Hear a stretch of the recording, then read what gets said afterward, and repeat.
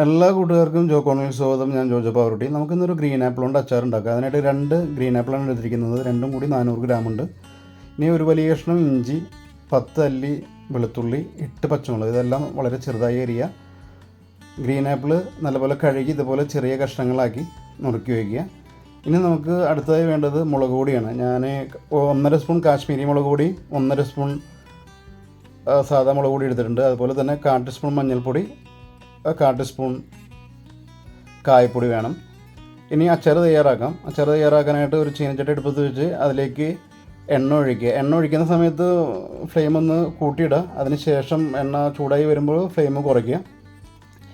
ഇനി എണ്ണ ചൂടായിട്ടുണ്ട്. നമുക്ക് ഫ്ലെയിം കുറച്ചതിന് ശേഷം ലോ ഫ്ലെയിമിലിട്ടതിന് ശേഷം കടുക് പൊട്ടിക്കാം. കടുക് പൊട്ടി വരുമ്പോൾ അതിലേക്ക് ഉലുവ ചേർക്കാം. ഉലുവ ചേർത്ത് കഴിഞ്ഞ് നമ്മൾ അരിഞ്ഞ് വെച്ചിരിക്കുന്ന ഇഞ്ചിയും വെളുത്തുള്ളി പച്ചമുളക് ചേർത്ത് നല്ലപോലെ ഇളക്കി കൊടുക്കുക. ആവശ്യത്തിന് ഉപ്പും ചേർക്കുക.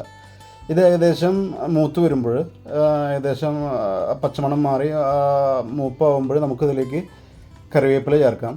കറിവേപ്പില ചേർത്തതിന് ശേഷം കുറച്ച് ഇളക്കി ഒരു മിനിറ്റോളം ഇളക്കി അതിന് ശേഷം നമുക്കിതിലേക്ക് പൊടികൾ ചേർക്കാം. പൊടികൾ ചേർക്കുന്ന സമയത്ത് ഫ്ലെയിം വളരെ ലോ ഫ്ലെയിമിലേക്ക് വയ്ക്കുക.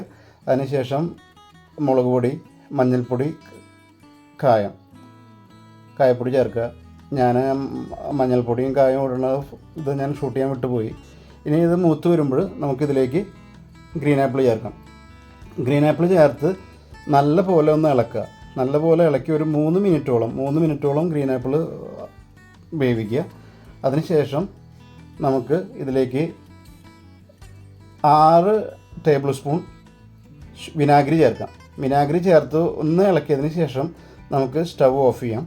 ഇനി അത് ഇട്ട് വേവിക്കേണ്ട കാര്യമില്ല. എന്താ കാര്യം എന്ന് വെച്ചാൽ ആപ്പിളൊക്കെ വെന്തുടഞ്ഞു പോകും. ആപ്പിൾ ആകുമ്പോൾ വെറും 3 മിനിറ്റ് മാത്രം വേവിച്ചാൽ മതി. അതിനുശേഷം വിനാഗിരി ഒഴിച്ച് തീ ഓഫ് ചെയ്തതിന് ശേഷം ചൂടാറി കഴിഞ്ഞാൽ നമുക്കത് ഒരു ചില്ല് പാത്രത്തിലേക്ക് മാറ്റാവുന്നതാണ്. അപ്പോൾ ഇതെല്ലാവരും ഒന്ന് ട്രൈ ചെയ്യുക. വളരെ രുചിയുള്ളതാണ്. ഇത് അച്ചാറായതിന് ശേഷം ഒരു 3 ദിവസം കഴിഞ്ഞിട്ട് ഉപയോഗിച്ചാൽ മതി. അപ്പോഴാണ് ടേസ്റ്റ് ആവുക. എല്ലാം ഉപ്പും മുളകൊക്കെ ശരിക്കും പിടിക്കുക. അപ്പോൾ എൻ്റെ വീഡിയോ ഇഷ്ടപ്പെട്ടാൽ ഇതുവരെ എൻ്റെ ചാനൽ സബ്സ്ക്രൈബ് ചെയ്തിട്ടില്ലെങ്കിൽ സബ്സ്ക്രൈബ് ചെയ്യുക. വീഡിയോ ഇഷ്ടപ്പെട്ടാൽ ഷെയർ ചെയ്യുക, ലൈക്ക് ചെയ്യുക, കമൻറ്റ് ചെയ്യുക. Thanks for watching.